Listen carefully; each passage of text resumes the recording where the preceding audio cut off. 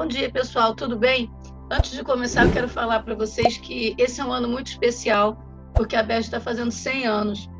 Então, nós vamos fazer uma série de 100 webinários este ano, comemorando esses 100 anos da associação, todas de temas relevantes e com pessoas excelentes. E para começar, a gente está começando esse ano com esse ciclo de palestras, com esse tema que é tão importante hoje, que está todo mundo falando, que é a criptomoeda. E a gente trouxe o doutor Isaac Costa, que é professor e advogado, doutorando da USP, mestre da Fundação Getúlio Vargas, bacharel em Direito, engenheiro de computação do ITA e ex-analista de mercado de capitais da CVM. Tudo bem, doutor Isaac? Muito bom dia, minha cara Angélica, parabéns a você, parabéns a BES pelos 6 anos, e eu realmente não sabia que eu ia ser o privilegiado desse primeiro encontro aí, desse encontro certamente estarei como na audiência, né, como participante na audiência em alguns desses temas que certamente vão ser assuntos muito interessantes para nós. É um prazer estar aqui e estou à sua inteira disposição. Nós que agradecemos a sua disponibilidade de estar aqui dividindo esse conhecimento, que nós soubemos que o senhor é um super especialista nessa área, que tem muita coisa para dizer, porque todo mundo fica, faço aplicação, não faço, como é que vai ser? Como é que vai ser isso depois que o governo entrar com moeda digital? Enfim, então vou passar a palavra para o senhor, para a gente poder começar esse evento. Muito obrigada.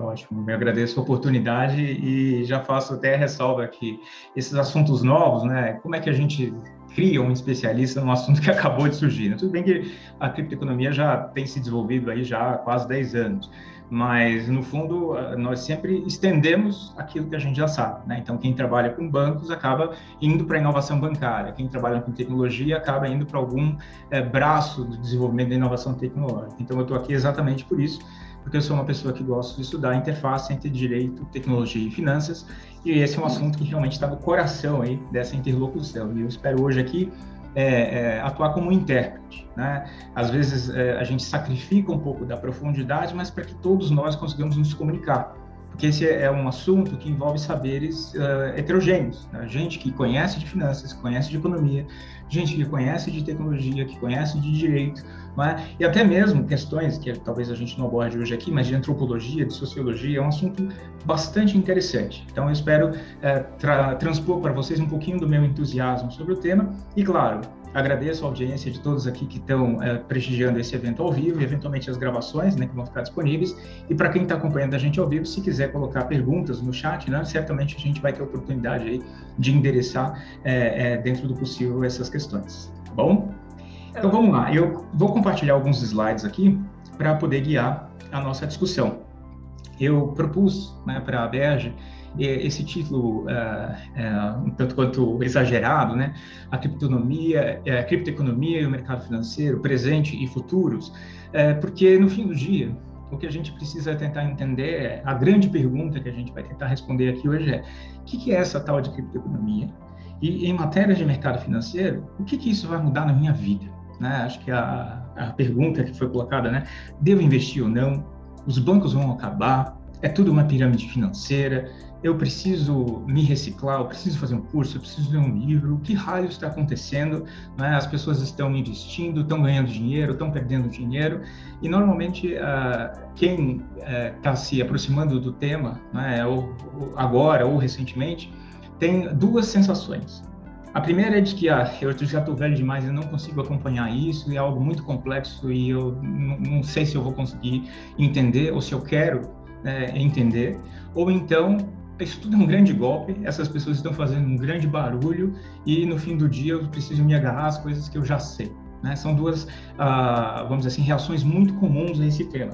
E eu queria convidar vocês exatamente a não adotar nenhuma dessas duas posturas e adotar uma postura que é a que eu tenho adotado desde a primeira vez que eu me defrontei com esse tema, que é uma postura de curiosidade, né? De tentar entender do que se trata, quais são os riscos, o que é bom, o que é ruim, o que é bom para quem, né? O que é ruim para quem são os atores envolvidos, quais são os interesses envolvidos, principalmente aqui nesse fórum, nós estamos falando, não é, de bancos, não é, de administradores, executivos de bancos, de funcionários de bancos, de investidores, não é, de controladores de instituições financeiras. Então, quais são os interesses desses agentes com relação a esse tema. Né? O que diz respeito a uma mudança nas regras do jogo, a uma mudança na concorrência, no relacionamento com os clientes, na criação de novos produtos e serviços financeiros. Essa é a tônica que, nesse evento aqui, eu vou procurar imprimir nesse nosso debate. E aí eu vou, para fins de programação, né, tratar dos seguintes temas. Né? Esse tema é um tema muito amplo, a gente pode desenvolver cada uma dessas frases aí, daí a um webinar isolado, mas eu vou tentar passar por aqueles pontos que eu considero o essencial para que você procure por conta própria depois buscar notícias, buscar livros, artigos científicos, ensaios, não é? E possa também entender um pouco das publicações que são feitas nas redes sociais e dos vídeos, né? Muita gente, olha, invista agora, não fique de fora, fique rico amanhã, não perca essa oportunidade. Existe muito realmente exagero nesse tema e a minha ideia é ajudar você a navegar por tudo isso, tá? Se eu tiver êxito, então eu vou conseguir transmitir para você, primeiro, por que o Bitcoin existe? Por que ele foi criado? Acho que é importante a gente responder essa pergunta para entender tudo que veio depois. Daí, a consequência disso, que foi o surgimento de uma tecnologia que foi extrapolada, né, da função do Bitcoin, que foi a tecnologia blockchain, né, que é essa cadeia de blocos. Por que essa tecnologia tem esse nome? E o que exatamente ela oferece para a gente? Quais são as aplicações? O que isso muda no meu dia a dia? Daí, a gente dá um salto já para o mercado financeiro, porque nós veremos que algumas dessas aplicações podem facilitar a captação de recursos. Então, se nós estamos falando do financiamento da atividade empresarial, da alocação eficiente de recursos no sistema econômico, tanto no mercado bancário como no mercado de capitais, surgem algumas possibilidades para diminuir os custos de transação, para aumentar o acesso, né, tanto de quem deseja captar dinheiro como de quem deseja investir. Né? Só que esse benefício, esse aumento, essa democratização, ela não é isenta de riscos. E a gente vai tratar um pouquinho disso, principalmente no que diz respeito à proliferação de pirâmides financeiras. Para fechar, não poderíamos deixar de falar de dois temas importantes, que são os tokens não fungíveis, não fungible tokens, é um nome bastante críptico, né? É um assunto dotado de, já começa com prefixo cripto, então é um assunto tanto quanto obscuro, mas é importante que a gente fale um pouquinho sobre o que é esse conceito, que é muito mais simples do que efetivamente tem sido colocado em vários fóruns, em vários espaços, né? Para que você saiba qual é a essência disso.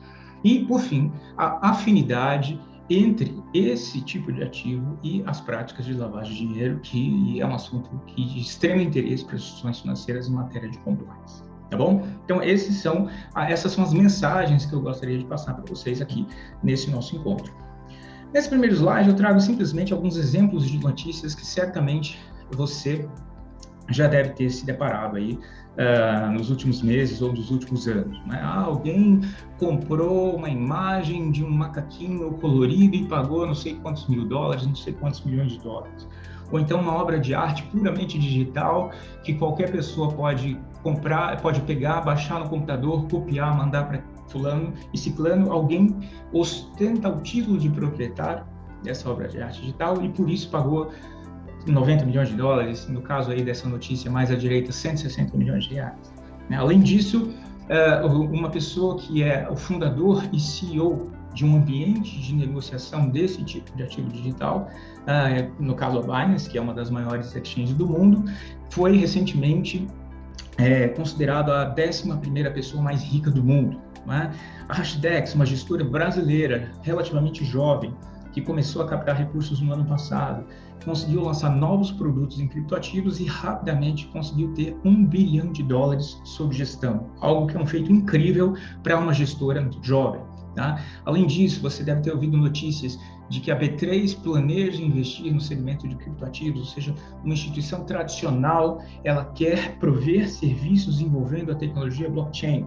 Fora as recomendações e as análises de diversos bancos brasileiros e bancos internacionais que agora estão muito preocupados com o interesse dos seus clientes nesse tipo de produto e desejam oferecer fundos de investimento, produtos estruturados, investimento direto nesse tipo de ativo e estão ainda tateando no escuro, estão tentando entender um assunto que durante algum tempo era tido como tabu para os próprios bancos. Os bancos consideravam que os criptoativos, que a criptoeconomia era uma grande ameaça tanto ao compliance como à própria rigidez do sistema financeiro, e por isso relegavam esse setor a um status de marginalidade, né? Isso mudou. Hoje o tema virou mainstream.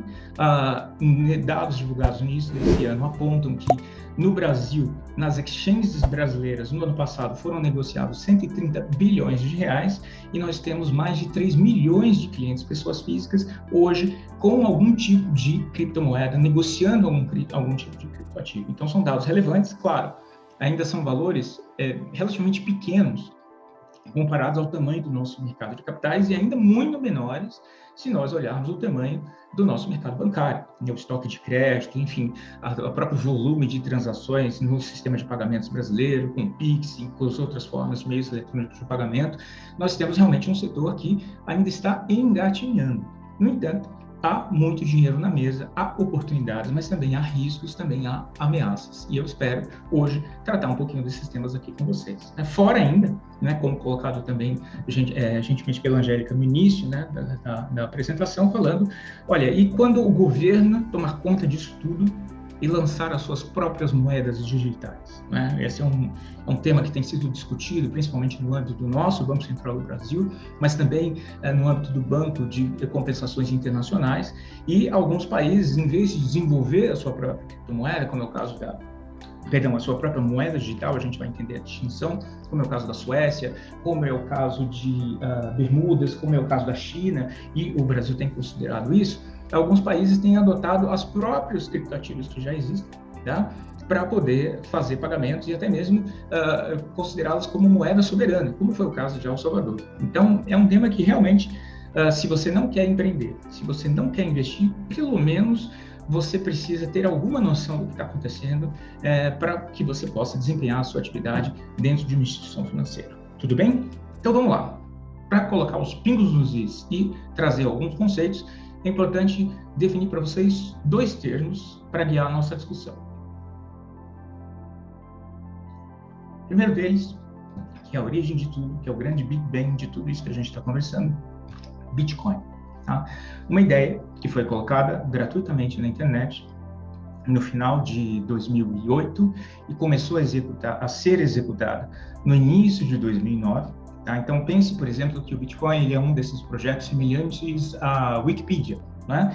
A Wikipedia começou com o quê? Com um conjunto de pessoas bem intencionadas que decidiu criar na internet um ambiente onde as pessoas possam contribuir para elaborar verbetes nos mais diversos idiomas. E hoje, muitos de nós podemos consultar, na verdade, todos nós podemos consultar gratuitamente esses conteúdos à nossa disposição. É um projeto open source, um projeto aberto, né, na internet.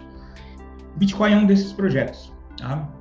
Algumas pessoas, elas vislumbraram uma possibilidade de você criar um sistema de transferências internacionais desses saldos digitais à margem dos estados. É óbvio que quando o Bitcoin começou a ser transacionado, começou a ser negociado, qual era o valor dele? 0. Né? Então pense, por exemplo, quanto vale os pontos que você faz em um videogame? Né?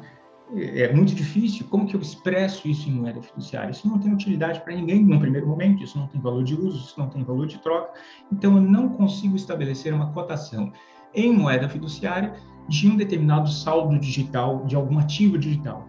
Agora, pense, por exemplo, nos seus pontos, né, de cartão fidelidade ou ainda nas suas milhas. Opa, nós já temos aí um valor digital que tem algum valor, que tem alguma expressão monetária, por quê? Porque ele pode ser utilizado para compra de bens e serviços. Então, qualquer ativo digital que você crie, para que ele tenha algum valor, para que ele tenha alguma expressão monetária, é preciso ter uma narrativa em torno desse ativo digital. Ou seja, ele tem que ser útil para você, ou porque ele te dá a possibilidade de adquirir um produto ou um serviço, não é? Ou então porque você pode guardá-lo e de alguma forma o valor pode se apreciar ao longo do tempo e você espera que novas pessoas poderão ter interesse em adquirir aquele ativo em função da sua escassez ou de alguma outra propriedade, o valor dele pode aumentar ao longo do tempo, né? Ou ainda esse ativo digital pode ser simplesmente um bem de luxo, né? Um bem de ostentação, o que pode causar uma certa perplexidade na maioria das pessoas, porque é algo que de fato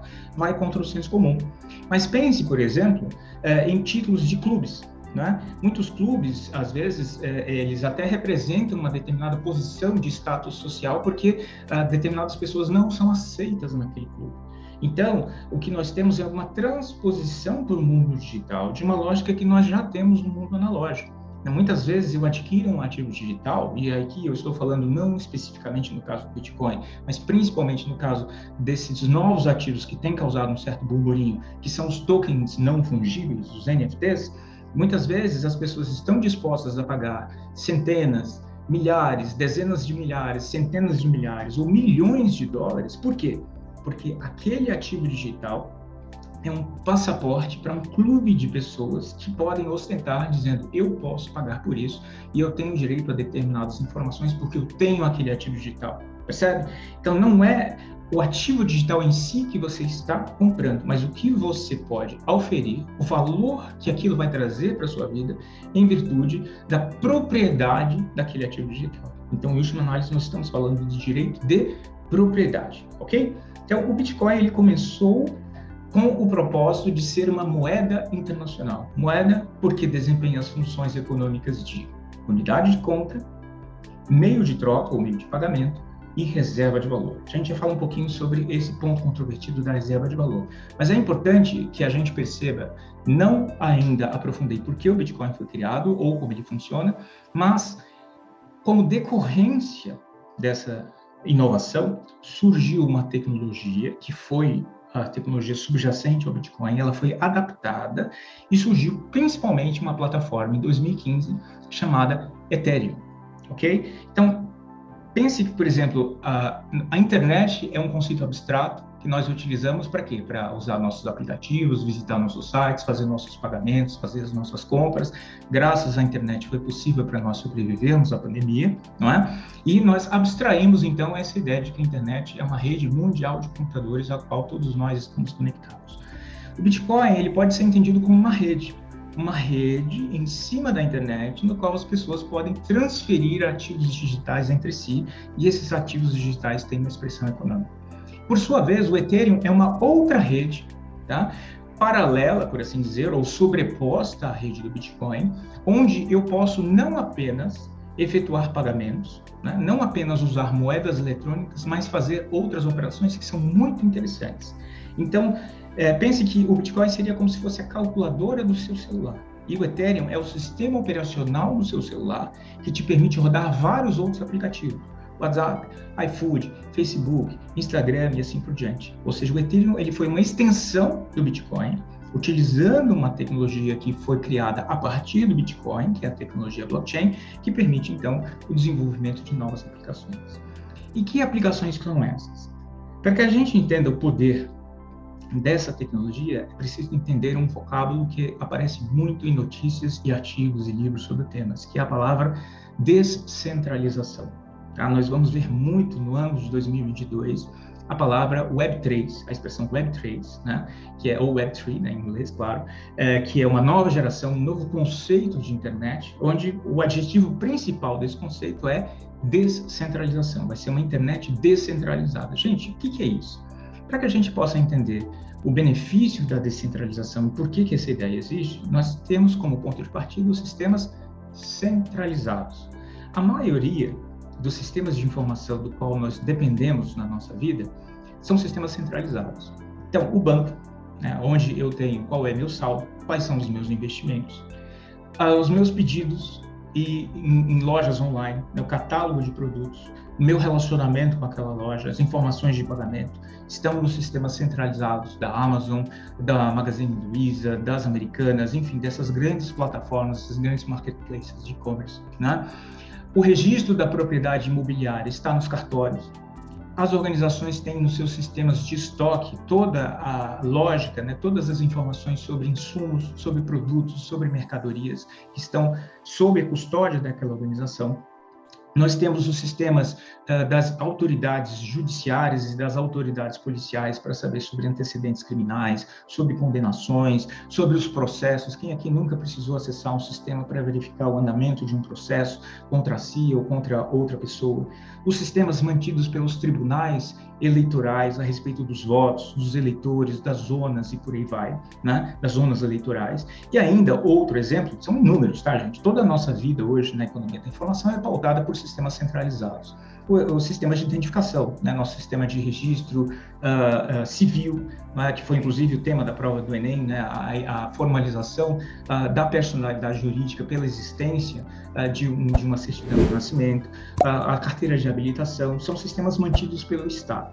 O ponto comum de todos esses sistemas é que eu tenho sempre uma entidade estatal ou uma entidade privada que é a guardiã, que é a custodiante desses dados. Ou seja, só quem pode escrever algum dado, só quem pode alterar algum dado e quem tem o controle para responder as perguntas sobre aqueles dados, ou é o próprio Estado brasileiro, ou um outro Estado, né? Ou uma empresa. Então, isso dá um poder enorme para o Estado brasileiro e para as grandes empresas. Não é à toa que a gente ouve falar muito o termo Big Tech, não é? Talvez vocês tenham ouvido falar. Fica a dica, inclusive, de um documentário disponível no Netflix, que alguns de vocês talvez já devam ter assistido, que se chama O Dilema das Redes, né, que fala exatamente sobre o grande poder que as redes sociais têm nas nossas vidas, porque eles detêm uma quantidade de dados muito grande e sensível sobre nós. Todo esse debate sobre LGPD e desde longa data o sigilo das operações, isso dialoga com a ideia de que temos entidades privadas que custodiam dados das pessoas. Até aqui, esse é o dado da realidade, essa é uma situação com a qual nós estamos acostumados. Né? Nós estamos acostumados a nos dirigirmos a um cartório e solicitar a matrícula de um imóvel, né? Fazer uma verbação na certidão de matrícula de um imóvel. Nós estamos acostumados a ir no supermercado e comprar os produtos que estão ali, estamos acostumados a postar as nossas fotos, as nossas mensagens no Twitter, no Facebook, no Instagram, no WhatsApp e por aí vai. Né? Toda a ideia de centralização ela é transparente para nós. Os bancos, cada um tem o seu sistema e, claro, eles conversam com o sistema de pagamentos brasileiro, que é centralizado, mantido pelo Banco Central. Então, esse é o nosso ponto de partida. E aí surge uma pergunta: o que tem de errado nisso? Por que alguém precisa mexer? Por que a gente precisa de um mundo descentralizado? Por que a gente precisa de sistemas descentralizados? O que raios é esse sistema descentralizado? Antes de a gente explicar o que é, o como, né, como isso acontece, o que é um sistema descentralizado, a gente precisa começar pelo porquê. Por que eu preciso de sistemas descentralizados? Principalmente com enfoque em mercado financeiro, né, nós sabemos que hoje, né, nós temos custos na intermediação financeira. Né? Não estou falando aqui só de tarifas bancárias, estou falando de corretagens, emolumentos. Né? Pense em todo o sistema, o controle de garantias. Né? Hoje, tramita no Congresso Nacional um novo marco legal de garantias no Brasil, mas é realmente muito difícil quando eu preciso gerenciar toda a documentação para emitir um certificado de recebível imobiliário, um certificado de recebível de agronegócio. Vejam, por exemplo, toda essa discussão a respeito da interoperabilidade das centrais registradoras de arranjos de pagamento, né, que nós tivemos no ano passado, inclusive com uma multa que foi aplicada à Câmara Interbancária de Pagamentos por não ter atualizado seus sistemas nesse sentido. Existe um conjunto de custos, né, operacionais e custos regulatórios que acaba impactando a intermediação financeira, como se fosse uma espécie de força de atrito. Né? Lembra quando a gente estuda na física clássica, o mundo ideal é um mundo sem atrito, mas o mundo real é um mundo com atrito. Então a gente gasta dinheiro para fazer transações financeiras. Né? E esse gastar de dinheiro também impacta, né, merece um destaque muito grande a burocracia estatal e o tempo de processamento. Imagine hoje, as transações internacionais, elas ainda ocorrem por meio do protocolo SWIFT, né, essa grande rede internacional de pagamentos. Você pode levar alguns dias úteis para fazer uma transação, né? E, além disso, você pode deixar na mesa até 8% do valor da remessa internacional, a depender da moeda, né? De quão exótica é a moeda que você quer, para a qual você quer transferir. E, além disso, nós temos todos os controles, né? De conheça a sua transação, de conheça o seu cliente, para prevenção de lavagem de dinheiro, né? Que são controles necessários, mas que acabam onerando essa operação. Então, transferir recursos internacionalmente hoje ainda é algo problemático. Existem empresas que estão oferecendo soluções alternativas, mas ainda temos um enorme ponto de interrogação sobre qual será o futuro dessas remessas internacionais de dinheiro. Ainda, outro aspecto controvertido que foi mencionado há pouco é o controle estatal. Veja, nós temos hoje uma enorme preocupação com a privacidade, com a proteção de dados pessoais, sobretudo com dados pessoais sensíveis, né? E então, é um problema, né, que a gente precisa endereçar. Além disso, pense hoje na economia de um país em comoção, né, de um país acometido por uma grande catástrofe, ou então por um golpe de Estado, como, por exemplo, o Afeganistão, né? Como que fica o funcionamento de um sistema financeiro numa situação como essa, né?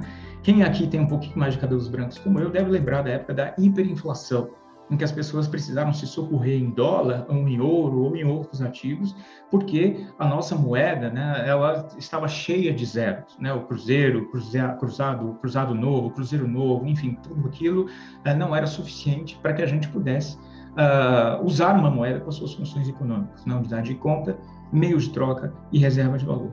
E, por fim, outro aspecto problemático da realidade atual do sistema financeiro ela diz respeito ao acesso. No Brasil, isso é um problema, na minha opinião, menos grave do que em outros países, porque o Pix realmente foi uma inovação muito poderosa, muito bem sucedida, capitaneada pelo Banco Central. Mas ainda assim, nós temos alguns milhões de brasileiros desbancarizados, que não têm relacionamento com alguma instituição financeira. Isso decorre, enfim, de diversas razões sociais, de dificuldade de acesso ao crédito e assim por diante, tá? Veja, todos esses problemas, né, podem ser transpostos em objetivos. Eu posso desintermediar, eu posso tentar reduzir intermediários. Então, existem pessoas que hoje falam que você consegue realizar operações de crédito sem precisar de um banco, né? Você consegue efetivamente ter um empréstimo peer-to-peer. Eu sou uma pessoa que tem um saldo em criptomoedas, você é uma pessoa que precisa de dinheiro, eu consigo emprestar esse dinheiro para você e consigo estabelecer algumas salvaguardas para bloquear esses ativos, tá? De modo em que, se você não vier a pagar, a honrar aquela obrigação principal, eu posso excutir aquela garantia, não é? Posso recuperar aquela garantia para satisfazer o meu crédito. E eu posso fazer tudo isso, toda a gestão desse colateral, toda a gestão das garantias desse empréstimo, sem intermediação de um banco. Eu posso encontrar minha contraparte e posso gerenciar esse empréstimo, posso pactuar taxas de juros, tudo isso sem precisar de uma instituição financeira. Se isso é legal juridicamente ou não, é uma outra história, mas a tecnologia já existe para fazer isso. Além disso, eu tenho soluções de simplificação de processos e agilidade. Algumas empresas, como é o caso da Ripple, têm desenvolvido redes, inclusive têm desenvolvido soluções, inclusive com patrocínio de instituições financeiras de grande porte, para agilizar os pagamentos internacionais. Então, recentemente, temos a fintech chamada Wise, no Brasil tivemos a Remessa Online, são empresas que estão investindo no desenvolvimento de soluções para pagamentos internacionais. Como a gente vai ver na sequência, a criptografia que é utilizada nesse tipo de transação nos ajuda a ter algum nível de privacidade. Isso pode ser utilizado tanto para o bem como para o mal. Ainda, os sistemas descentralizados que a gente vai ver são sistemas que não são mantidos em um único lugar. Existe uma redundância. Então, não faz sentido eu atacar um sistema, colocar uma mensagem de que seus dados foram sequestrados e eu quero um resgate, porque eu tenho várias cópias desses dados em vários lugares. Então, eu não tenho um único ponto de falha, né, que é o que a gente chama na computação. A rede do Bitcoin, ela existe desde 2010, desde 2009, ela começou a funcionar desde 2009 e praticamente ela nunca parou de funcionar, né? Por quê? Porque eu sempre tenho vários participantes contribuindo para a execução desse sistema. Com o sistema centralizado, isso não acontece. Se eu tenho uma pane nos sistemas daquela empresa, ou eu tenho um sequestro de dados naquela empresa, o sistema para de responder. Vide, por exemplo, além dos ataques, né, tivemos problemas de indisponibilidade dos sistemas do Superior Tribunal de Justiça, de vários tribunais brasileiros, até mesmo indisponibilidade de sistemas financeiros, exatamente, de sistemas bancários, exatamente porque esses sistemas são centralizados. E ainda, principalmente para alguns países onde a economia é um pouco mais atrofiada, nós temos a possibilidade de utilizar soluções que fomentam a inclusão financeira, soluções que permitem que as pessoas realizem transações econômicas sem necessariamente ter relacionamento com o banco, mas sem precisar ter uma linha de crédito, sem precisar ter um relacionamento tradicional que a gente tem no sistema financeiro, tá bom? Nesse slide agora, eu vou falar um pouquinho de criptografia e vou endereçar a pergunta da Natália Figueiredo. Muito obrigado, Natália, pela sua pergunta, e ela traz para a gente o seguinte questionamento. O que acontece com as criptomoedas de investidores que perdem o código de acesso? Para a gente responder essa pergunta, a gente tem que falar de criptografia e dessa lógica desses ativos digitais. Veja, antes de eu explicar o que é a tecnologia ou de como ela funciona, é preciso a gente entender por que ela foi criada. Então, eu espero que nesse passo desse nosso encontro esteja claro para vocês que o nosso sistema financeiro ele pode ser alvo de algumas críticas que estão do lado esquerdo desse slide e que esses problemas podem ser transformados em oportunidades, em objetivos, que são, então, os princípios, são os requisitos, são aquilo que a gente busca quando a gente vai utilizar a tecnologia. Tudo bem? E agora a gente, então, vai entender a tecnologia e ver como ela se casa, né, com esses objetivos. Ok? Esse é o nosso passo. Sem entrar em maiores detalhes, porque esse é um assunto complexo, talvez um dos mais complexos na computação, mas o mínimo que você precisa entender é que a criptografia ela é um conjunto de métodos matemáticos que viabilizam a troca de informação na presença de um adversário. Bonita essa definição, né? Ou seja, eu quero me comunicar com você, mas existe um inimigo entre nós. E o que esse inimigo pode fazer? Ele pode querer se passar por mim, se passar por você, para me enganar. Ele pode querer adulterar o conteúdo da nossa mensagem. Ou ele pode querer ter acesso ao conteúdo dessa mensagem que é confidencial, para explorar alguma vulnerabilidade nossa. Ok? Então, quando eu estou diante de um adversário, e eu preciso me comunicar com você, eu posso lançar mão de alguns métodos matemáticos que foram aperfeiçoados ao longo do tempo e houve uma evolução exponencial, principalmente em função do desenvolvimento dos métodos e das ferramentas computacionais no século XX. Fica uma dica aqui para quem ainda não assistiu, o filme O Jogo da Imitação. É uma dramatização da vida do matemático Alan Turing, que é considerado o pai da computação moderna. É um filme bastante interessante, bastante lúdico, um pouco triste, porque no fim da vida de Turing realmente foi um fim muito triste, em função de tudo que ele conseguiu fazer para o Reino Unido e do papel relevantíssimo dele para os desdobramentos da Segunda Guerra, utilizando a criptografia, mas ainda assim é um filme que vale muito a pena vocês assistirem. E a criptografia, ela nos interessa, né? Veja, para quem trabalha com o sistema financeiro, o assunto não é novo, não é? Nós só conseguimos realizar transações financeiras hoje por meio de redes porque nós nos valemos da criptografia. As transações financeiras são extremamente sensíveis, né? Logo após uma certa pacificação do mundo, após a Segunda Guerra, a principal tipo de comunicação que desperta interesse de adversários, qual é? É a transação financeira, porque eu posso querer, então, me fazer passar por alguém, posso tentar convencer o banco de que eu tenho mais dinheiro do que efetivamente eu tenho, posso tentar saber quanto dinheiro você tem na sua conta, mas então nós sempre temos fraudadores, criminosos, adversários que querem interceptar as nossas transações, ou nós mesmos, né? Eventualmente, algumas pessoas podem querer ludibriar a outra parte, querendo dar a entender que realizou um pagamento sem tê-lo feito. Tá? Então, para isso, a criptografia nos ajuda a viabilizar o quê? A segurança nessa comunicação. Né? Os dados eles são codificados, então eu não consigo, à primeira vista, atacar, saber qual é o conteúdo desses dados. Eu garanto, por meio da criptografia, a identificação das partes. Né? Veja, quando você coloca o seu PIN, né? a sua senha para acessar os dados da internet, a sua senha transacional, a sua senha de cartão de crédito, tudo isso tem a ver com criptografia. E o aspecto mais importante para fins dessa nossa discussão diz respeito à integridade. Tá? O que é isso? Eu preciso garantir que a mensagem não seja adulterada no meio do caminho. Como eu faço isso? Eu utilizo uma função matemática que não é conhecida do grande público, mas eu espero que agora vocês saibam do que se trata. São funções chamadas funções hash, H-A-S-H. Hash, do mesmo jeito que a gente escreve hashtag chateado, hashtag partiu, coisas do gênero. Tá? Veja, essas funções são funções matemáticas que geram uma espécie de impressão digital de um conjunto de dados. Então, por exemplo, se eu tenho um livro de 1000 páginas, esse livro, no fim do dia, pode ser reduzido a um número, não é? Ele pode ser representado digitalmente por meio de bits, não é? Que, em última análise, são números. E eu posso utilizar esse número para calcular o que seria uma impressão digital, um número de, por exemplo, 30 posições, que se eu mudar um pequeno conteúdo nesse livro, esse resultado vai ser totalmente diferente. Ou seja, imagine você que eu tenha 10 cópias, né, digitais de um livro, ou 10 cópias digitais de um filme, ou 10 cópias digitais de um extrato bancário.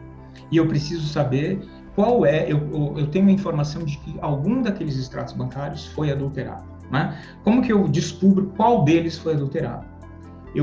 Se esses extratos são grandes, né, eu preciso ter uma forma rápida de processar essa informação sem necessariamente checar número por número, página por página. Então, eu gero uma impressão digital, eu gero um número menor, tá? E a função hash tem essa propriedade de que se a entrada for igual, a saída sempre será igual. Então, se eu tenho 9 cópias que não foram adulteradas e eu executo essa função hash nessas 9 cópias, o resultado final será sempre o mesmo.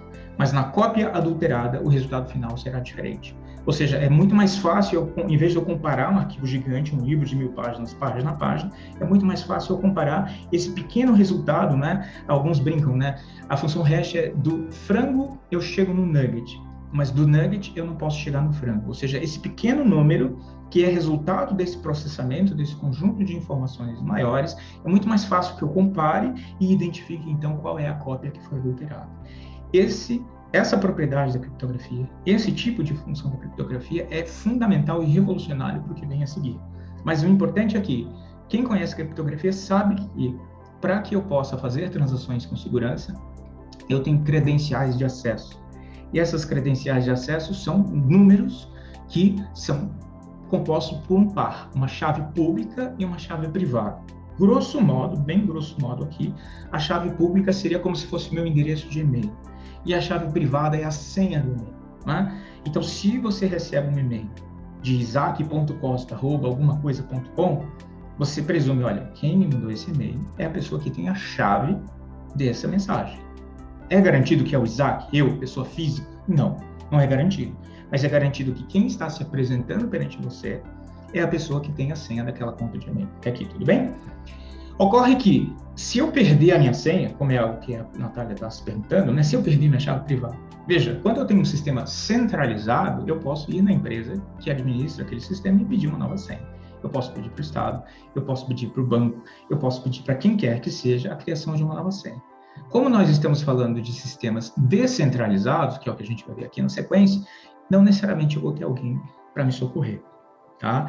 Então, quando você se credencia para participar de uma rede descentralizada, da rede Ethereum, da rede Bitcoin ou do que quer que seja, você vai receber sim um par de chaves e um endereço gerado a partir daquele par de chaves, a partir daqueles números. Você tem aplicativos para fazer isso que são denominados de carteiras, tá? E uma vez que você recebe esses números, é sua inteira responsabilidade guardá-los. Caso você perca esse número, você vai perder os seus recursos. Ponto. Tá? Então, existem hoje muitas carteiras, né, com saldos de ativos digitais que são inacessíveis, porque você não tem como recuperar a sua senha. Tá? Existem alguns dispositivos em hardware, semelhantes a pendrives, né, que permitem que você crie esses números e tem mecanismos de você armazenar um conjunto de palavras que você escreve num papel e caso você perca o dispositivo, caso aconteça alguma coisa e você perca a sua senha, você consegue utilizar aquelas palavras de recuperação e recriar a sua chave, tá? E recuperar a sua chave. Tá? Existem sim essas soluções, mas em regra, se você não tomar as devidas cautelas e não copiar isso, não tatuar isso no seu corpo, não colocar isso numa placa de metal, de aço escovado, alguma coisa do gênero, que algumas pessoas fazem, você vai perder os seus recursos, porque você não tem com quem se socorrer. Tá bom, Natália? Então, é aquela questão do teorema do Homem-Aranha, né? Do tio Ben do Homem-Aranha. Com grandes poderes vem grandes responsabilidades. Você quer se livrar dos bancos? Você quer se livrar do Estado? Você quer se livrar de uma autoridade central? Então, você sim terá algumas liberdades, mas ao mesmo tempo você deverá ter algumas cautelas, ok? E, para fechar, o que é descentralização no fim do dia? Para fechar pelo menos essa parte introdutória, eu sei que a gente já esgotou quase todo o tempo, mas acho que a parte mais difícil, mais lenta, depois tudo fica muito fácil, mas talvez a parte que a gente precisa tomar mais cuidado ao estudar esse assunto diz respeito a esses dois conceitos que estão aí. Veja, pense num cartório. Hoje eu confio num cartório para me dar a certidão de matrícula de um imóvel e me dizer quem é o proprietário de um imóvel, por quê? Porque o Estado outorga esse poder, né, ao oficial de registro, para que ele cuide dos dados e mantenha esse registro íntegro. Com a descentralização, na verdade, eu não tenho uma única cópia. Eu não tenho um único lugar, que é o cartório, mesmo que ele tenha um backup, ele ainda é um sistema central. Eu tenho um sistema que ele não é só distribuído, ou seja, eu, você, todas as pessoas que estão assistindo aqui essa manhã, todos os associados da ABERJ, né, todos os familiares associados da ABERJ, podem ter cópias desses registros. E aí você vai dizer, Isaac, mas de que adianta essas pessoas terem cópias desses registros se elas puderem adulterá-los? Aí lembra do que a gente falou um pouquinho atrás, da função hash? Né? A função hash permite que você rapidamente identifique qual é a cópia que foi adulterada. Então, o caso de uso que explica o funcionamento, na minha visão, né, o caso mais didático para a gente pensar sobre o tema, é você pensar, se eu tenho um sistema centralizado, eu bato na porta do cartório e pergunto, ei, cartório, quem é o proprietário desse imóvel? Ok? Num sistema descentralizado, eu não faço isso. Eu pergunto para a coletividade, para todas as pessoas que têm cópias, quem é o proprietário daquele imóvel? Essas pessoas, elas farão uma votação entre si, ou seja, cada uma consultará o seu sistema. É João, é Maria, é José, é João, é João, é João. E mesmo que eu não confie em todas aquelas pessoas, uma vez que eu consigo identificar quais são os registros discrepantes, quais são os registros que foram adulterados, eu consigo obter uma maioria. Então, é fake news ou é verdade? Como que eu faço? Alguns vão me dizer que é fake, alguns vão me dizer que é verdade. Vence a maioria. Por quê? Porque eu consigo identificar quais são os registros diferentes entre si por causa do código REGIS. Então, se eu tenho 1000 pessoas, 700 geram um código, 300 geram outro código, né? Se é fake ou se é verdade, não importa. Ou seja, essa lógica, ela não diz o conteúdo da verdade, mas ela me diz quem é a maioria. E em função da maioria, uma vez que eu adoto a premissa de que eu posso confiar na maioria, né? Então eu tomo por verdade aquilo que a maioria decidir que é verdade. Essa é a grande revolução, esse é o grande paradigma qualitativo que as tecnologias descentralizadas e a tecnologia chamada blockchain trouxe para mudar a nossa vida. Então, se eu quero saber, essa pessoa tem o saldo no banco? Sim ou não? Hoje eu pergunto para quem? Para o banco. Né? Eu pergunto para o sistema do Banco Central, por aí vai. Né? Essa pessoa tem esse saldo de ativos? Eu pergunto isso para quem? Para a corretora, para o custodiante, para a B3. Né? Eu sempre tenho que pagar para ter acesso a essa informação. Com as tecnologias descentralizadas, todos têm acesso pleno a essa informação. E se alguém adulterar, essa pessoa vai ser repudiada. Ela não tem incentivos para adulterar o registro, porque facilmente será possível perceber que o registro dela foi alterado. Você percebe? Então, com isso, eu tenho potencialmente a desintermediação.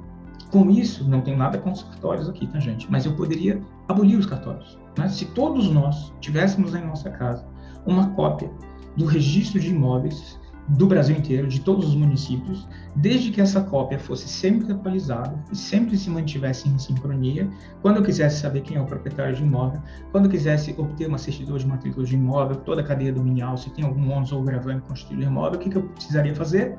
É a internet. Quem é o proprietário desse imóvel? E as pessoas, então, pelo menos a maioria, diria quem é o proprietário daquele imóvel. Com isso, as pessoas têm incentivos para dizer a verdade, têm incentivos para participar dessa rede, porque as cópias adulteradas são rejeitadas e, embora, essa é a beleza aqui, tá, gente?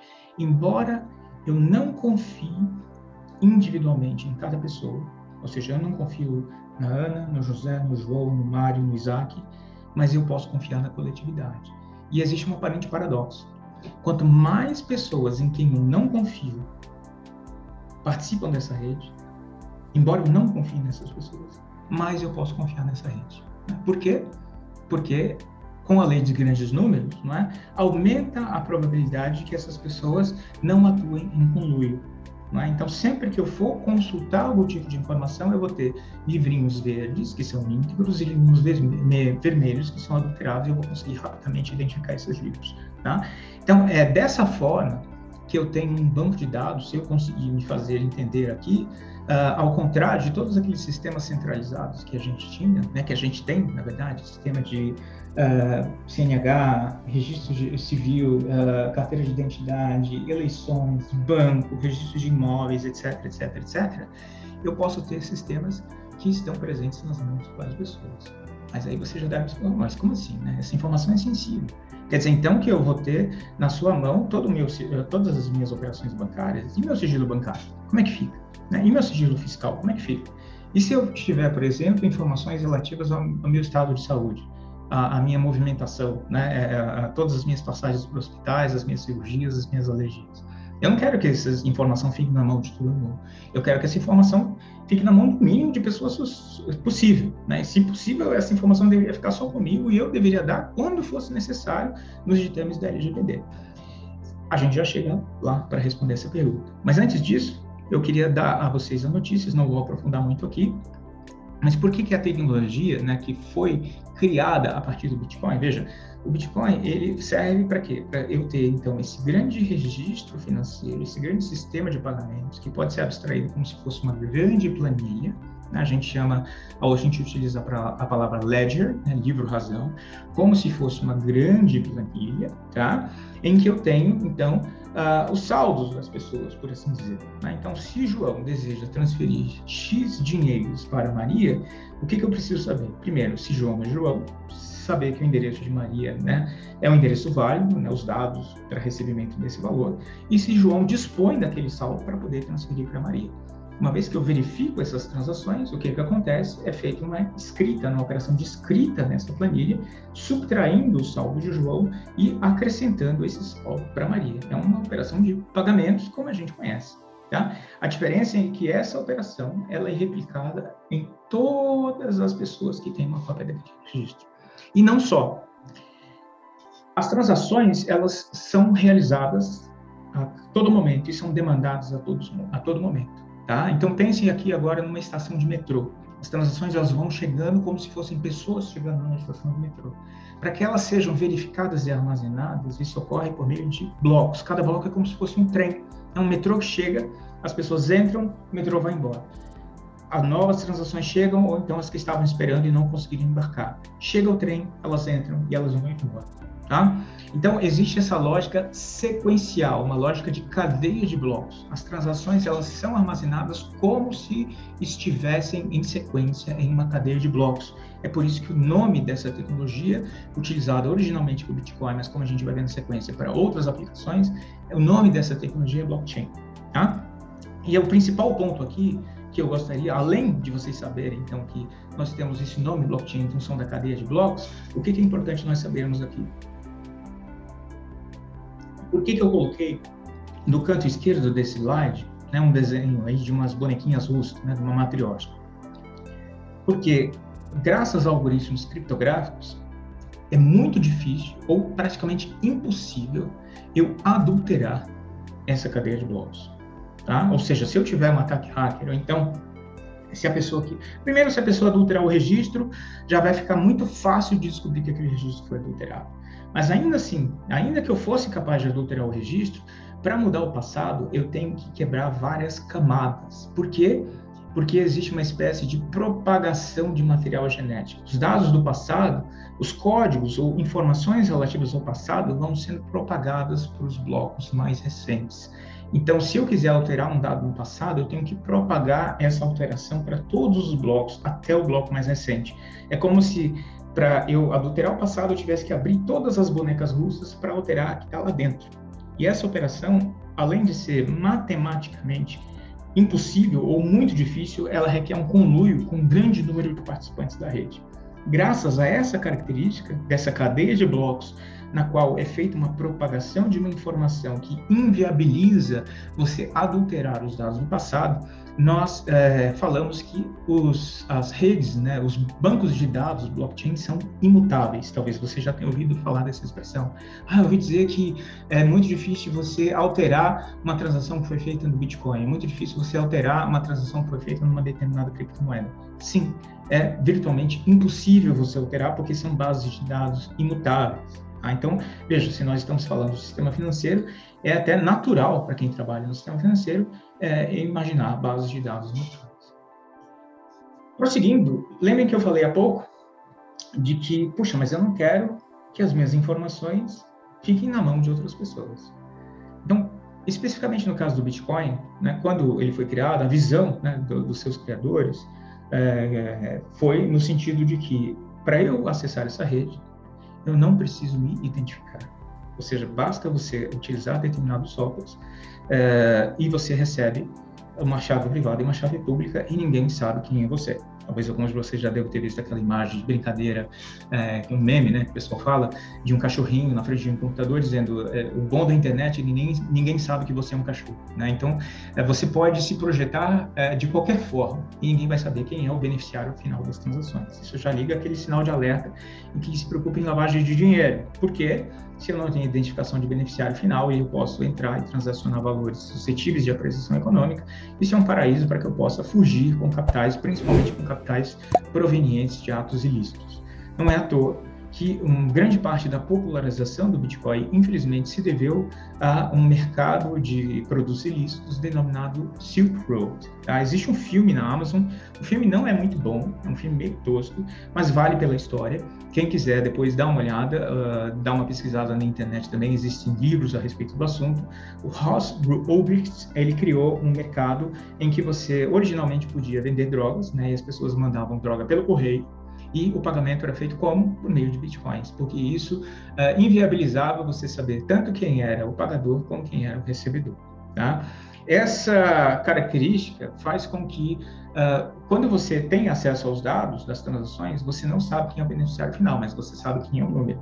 Tá? Algumas empresas se especializaram em tentar mapear quem são as pessoas por trás dos números. Então, veja, num primeiro momento, você tem uma opacidade, você tem um anonimato. Mas se eu descubro quem é a pessoa por trás do número, eu tenho uma transparência total. Por isso, não é correto nós afirmarmos que as transações com o Bitcoin são anônimas. Né? Porque eu posso sim descobrir quem é a pessoa por trás por outras formas, com informações que não estão na base de dados, que não estão no blockchain, que não estão na cadeia de blocos, ok? Mas uma vez que eu descubra quem são essas pessoas, o que vai acontecer? Eu tenho uma transparência total sobre a movimentação financeira daquela pessoa, como se eu tivesse efetivamente quebrado o sigilo bancário dessas pessoas, tá? Então, é correto afirmar que essas transações são pseudônimas e não anônimas. Hoje, a grande parte da negociação, não só do Bitcoin, mas de outros ativos, que a gente já vai ver na sequência que são esses outros ativos, ela é feita por meio de ambientes de negociação que são denominados exchanges. E algumas dessas exchanges, né, a grande maioria, efetua, ele exige o preenchimento de formulários, exige que você mande uma foto sua com RG, ela faz um processo que a gente conhece como KYC, né, o conheça seu cliente, Know Your Client. Né? Então, graças a isso, você faz transações não por meio da sua carteira com o seu código, mas por meio do código da corretora, da exchange, e a exchange sabe quem você é. Então, se as autoridades querem saber se você negociou, o que elas fazem? Elas pedem para exchange. Então, graças a isso, aqui no Brasil, a Instrução Normativa 1888 de 2019 da Receita Federal, ela exige que você, enquanto investidor, declare quais foram as suas transações com esse tipo de ativo e, de outro lado, ela exige dessas exchanges que elas declarem essas transações para que possa ser feito o cruzamento. Então, fique atento para fazer a declaração adequada desse tipo de transação. E, é claro, além do pseudônimo, né, viabilizar a lavagem de dinheiro, né, e outros atos ilícitos, alguns projetos foram realizados com caráter efetivamente fraudulento. Infelizmente, aqui no Brasil, nós acabamos de ter um escândalo do farol do Bitcoin, de uma empresa que prometia rendimentos vultosos, não foi o primeiro, e infelizmente não será o último. Tivemos outros escândalos lá atrás, como o caso da Atlas Quantum, Bitcoin Banco e assim por diante, né? Empresas que aproveitam a ausência de informações sobre um determinado tema, que se torna bastante obscuro, para prometer retornos absurdos, né, retornos economicamente infundados, e as pessoas caem nesses golpes e depois ficam a ver navios, porque a pessoa, na verdade, não estava efetivamente utilizando aquele valor para nada. Elas simplesmente utilizaram o Bitcoin e blockchain como pretexto para aplicar uma pirâmide financeira, assim como já foi utilizado avestruz, boi gordo, aparelhos de voz sobre IP e várias outras coisas para aplicar pirâmides financeiras. Então, é muito importante a gente entender que o GAFI, né, o órgão, né, a Força-Tarefa de Atuação Financeira, publicou agora em outubro um guia sobre ativos virtuais e provedores de serviços de ativos virtuais. Para quem trabalha na área financeira, é muito legal acessar esse guia que está disponível no site do Gafi, tá? E o COAF também tem feito algumas publicações atualizando a tipologia de operações suspeitas, né, de lavagem de dinheiro utilizando criptomoedas. O Gafi está um passo à frente e, aos poucos, o COAF vai internalizar isso no nosso ordenamento jurídico brasileiro. Tudo bem? Nosso tempo está quase se acabando, mas eu gostaria de perguntar para o André e para a Angélica, se eles estiverem conosco, se a gente pode extrapolar uns 5, 10 minutinhos só para fechar alguns conteúdos. Eu já avancei alguns pontos. Podemos avançar uns 5, 10 minutinhos? Pode sim. Muito obrigado, viu? Fique à vontade também para fornecer quaisquer perguntas. Eu prometo que não vou me alongar muito, porque a parte que precisava ir um pouco mais devagar, ela já passou. Tá?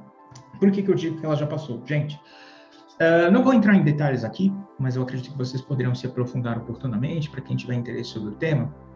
Toda essa lógica de eu ter, então, esses bancos de dados distribuídos foi pensada para uma aplicação inicial, que foi a transferência internacional de recursos. Eu transfiro dinheiro para você, ponto. Sistema de pagamentos, tá?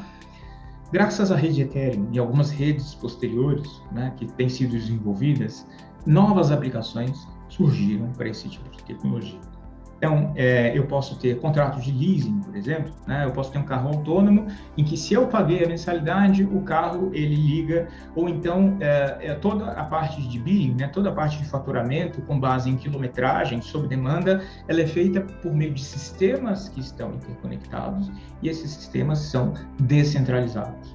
Pagamento de royalties de artistas, veja, eu crio uma obra digital e eu vendo essa obra digital e eu consigo controlar a circulação dela dentro de um sistema e todas as transações que ocorrem dentro daquele sistema e cobrar os meus royalties. Então, por exemplo, alguém compra uma foto num site de stock photos para utilizar numa matéria jornalística.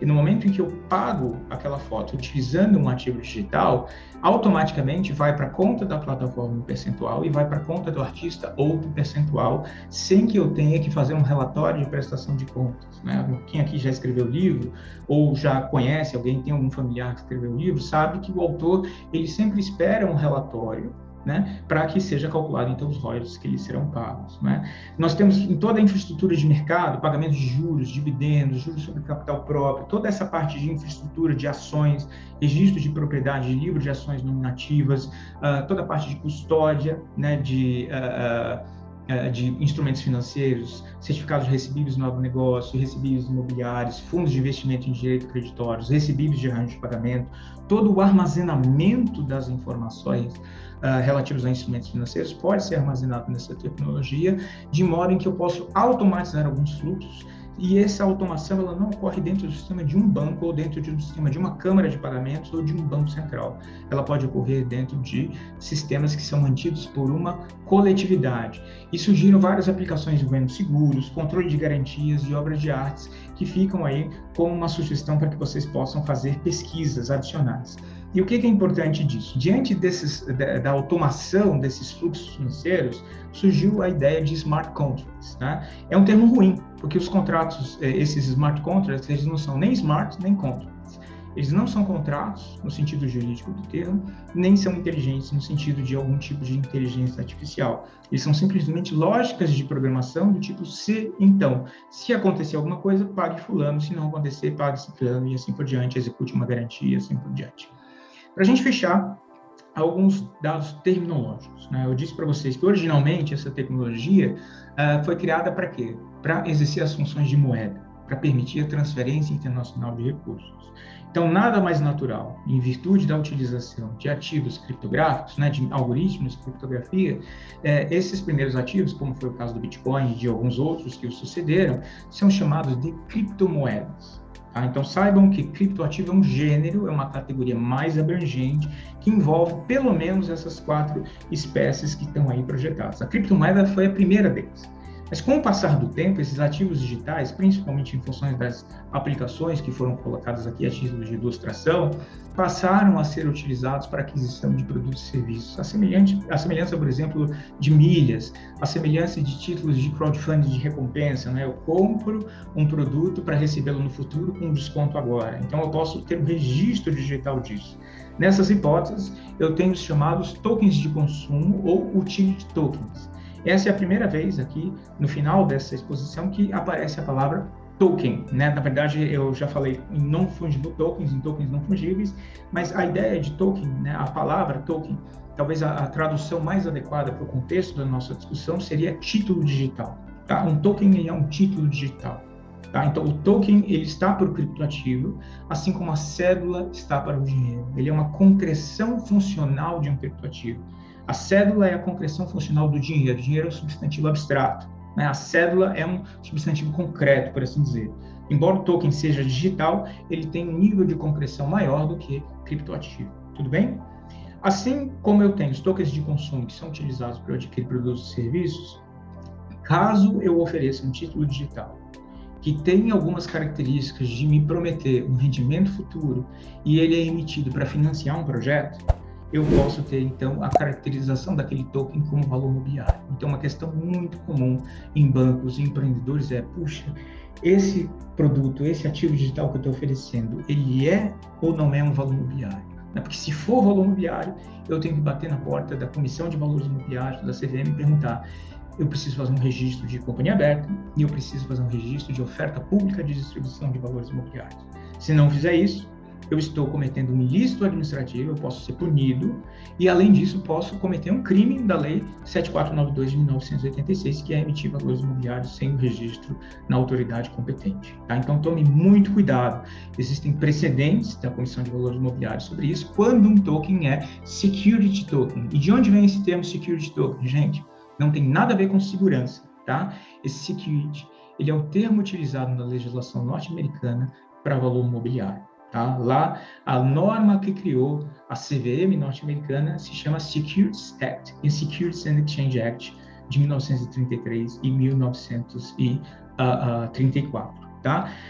Já encaminhando, antes de falar do último ponto, né, o Gil Porto está colocando aqui o número, né? A B3, ela tem realmente mais de 3 milhões de pessoas físicas e esse número aumentou muito, tá? De investidores, pessoas físicas na B3.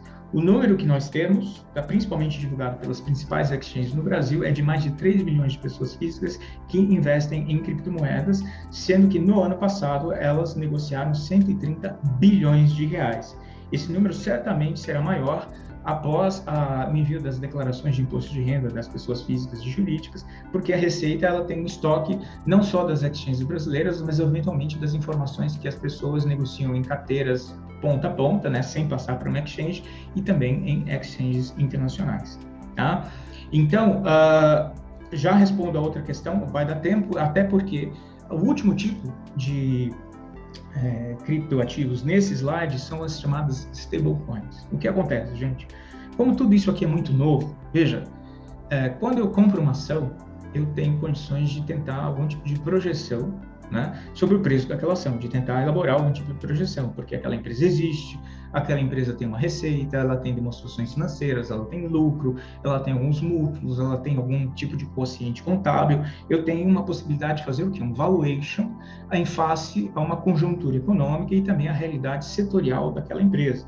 Por isso eu tenho todo o mercado de análise de ativos, o mercado de análise fundamentalista.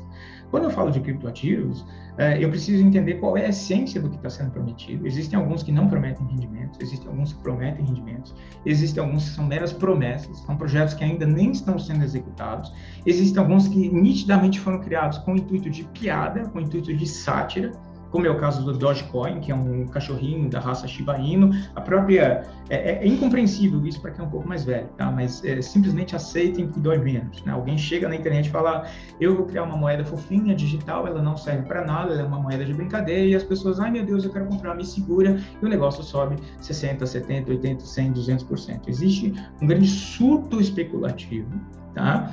Eu posso ganhar alguns inimigos falando isso aqui, mas na década nos anos de 1634, entre 1634 e 1637, portanto, na primeira metade do século XVII, na Holanda ocorreu a chamada bolha das tulipas. As pessoas começaram a ficar loucas para comprar bulbos de tulipas. Por quê? Porque os bulbos de tulipas estão aumentando de preço. Independente da sua utilidade, independente da essência econômica, as pessoas tiveram uma febre de comprar tulipas, e é um fenômeno, né, de psicologia financeira muito estudado, né, um dos primeiros fenômenos mundiais. Não foi o primeiro, nem foi o último, nem será o último, mas nós vivemos sim um mercado muito aquecido e um mercado conotado por uma forte variação dos preços, que é o que nós chamamos de volatilidade. A pergunta do Gil Porto, que eles nos colocam, é exatamente essa. Esse tipo de ativo, ele gera uma variação muito grande dos preços. Então, você pode ficar rico muito rápido ou ficar pobre muito rápido, né?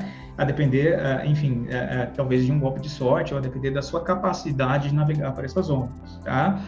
Para mitigar um pouco esses efeitos, algumas empresas passaram a lançar alguns ativos, né, que são lastreados em ativos cujos preços são mais previsíveis. Graças a isso, então, surgiram as chamadas stablecoins. A principal stablecoin que nós temos hoje é o Tether, que é supostamente lastreado em dólar. Existem hoje cerca de 70 bilhões de dólares emitidos em ativos virtuais denominados em Tether, e cerca de 40 bilhões de dólares emitidos em ativos virtuais denominados em uma outra stablecoin chamada USD Coin. Tá? Então, idealmente, né, hipoteticamente, existem 110 bilhões de dólares em algum lugar servindo como lastro para esses ativos virtuais. Então, a ideia é a seguinte: em vez de você converter o seu cripto, né, para uma moeda fiduciária, para vender em dólar ou vender em real, você pode negociar esse seu ativo digital nessa denominação, e com isso você tem uma previsibilidade maior. Em vez de você dormir com Bitcoin e acordar com 10% a menos ou 10% a mais, você dorme com algo que está atrelado ao dólar. Tá? A grande volatilidade dos criptoativos certamente preocupa as autoridades. Por quê? Né? Mercados muito voláteis envolvem a proteção da poupança popular, porque as pessoas podem perder dinheiro, e também a rigidez do sistema financeiro, porque se as pessoas perderem muito dinheiro, elas não vão honrar suas obrigações, e aí eu vou ter uma cadeia de inadimplementos, e isso preocupa todos os reguladores por uma questão prudencial, tá bom? No que diz respeito à poupança popular, remeto vocês, em virtude do tempo, a estudarem os comunicados oficiais da Comissão de Valores Imobiliários. A CVM, ela tem alguns comunicados oficiais, e ela tem também algumas cartilhas que envolvem quais são os indícios de captações utilizando criptoativos que podem que podem caracterizar pirâmides financeiras ou ofertas irregulares de valores imobiliários, tá? Então, é provável que você se depare com alguém dizendo: compre meu criptoativo, porque ele vai ser maravilhoso, porque o mundo vai mudar, porque ele vai se valorizar muito. Então, tome muito cuidado com esse tipo de oferta, e não raro, por mais libertário que você seja, procure as informações sobre como aquele rendimento será produzido, porque às vezes você não tem nenhum tipo de ciência econômico, não é, para esse tipo de problema. E muito bem observado pelo Gil Porto também, a mera coincidência do nome de um criptoativo com uma variante do Covid fez com que o preço disparasse. É um caso clássico de irracionalidade no mercado, tá? Aqui, esses slides eu vou pedir para que a Bea disponibilize para vocês os links, também vou estar disponível no LinkedIn. São os critérios que são utilizados para verificar se um determinado criptoativo deve ou não estar sujeito à competência da CVM para que ele seja oferecido. Remeto vocês na minha página no LinkedIn, eu costumo colocar também nas minhas publicações acadêmicas. Eu escrevi um artigo chamado Pluctiplactizum, né, que fala sobre o carimbo necessário para esse tipo de emissão, e foi publicado recentemente. Vocês vão encontrar um draft desse artigo lá no site academia.edu. No final dessa apresentação tem um link para o meu LinkedIn, e aí você pode saber um pouco mais sobre isso. Tá? Quem quiser saber quais são as cotações, qual o volume de mercado, quais são as principais exchanges, quais são os principais ativos, você vai encontrar nesses dois links, e aí você vai poder entender, olha, o que é esse ativo, assim como eu expliquei aqui o que é o Bitcoin, para que ele serve, qual é a proposta. Você vai poder explorar os mais de 14 mil criptoativos que existem hoje. É um número absurdo, muito fácil você criar um criptoativo novo, mas a gente pode dizer que existem uns 30, 40 que são realmente aqueles mais promissores, promissores, aqueles que podem revolucionar o nosso sistema financeiro, tá bom? No que diz respeito a NFTs, eu trago essa informação, ao fundo, é uma imagem, né, que foi vendida por um artista digital chamado Beeple, não é? Nesse QR Code você tem algumas informações adicionais sobre o tema, mas o que eu gostaria de dizer a vocês é que se trata simplesmente, eu falei um pouquinho sobre isso nessa nossa exposição, se trata simplesmente de um certificado digital de propriedade de um ativo que pode ter uma existência real ou pode ter uma existência puramente virtual. Então, imagine que você tem agora a possibilidade de você ter um cartório global em que você consegue provar a sua propriedade em determinado ativo e, inclusive, construir ônus e gravames em cima desse bem. Então, pense que você hoje pode ter um investimento aqui no Brasil e você pode fornecer esse investimento como colateral para um financiamento que você vai pegar, por exemplo, nos Estados Unidos ou no Canadá, né?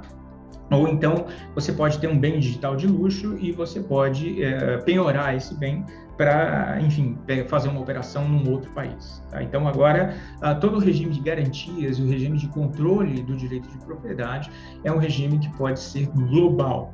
Tá bom? Então, vale muito a pena checar. Esse é um tema muito interessante.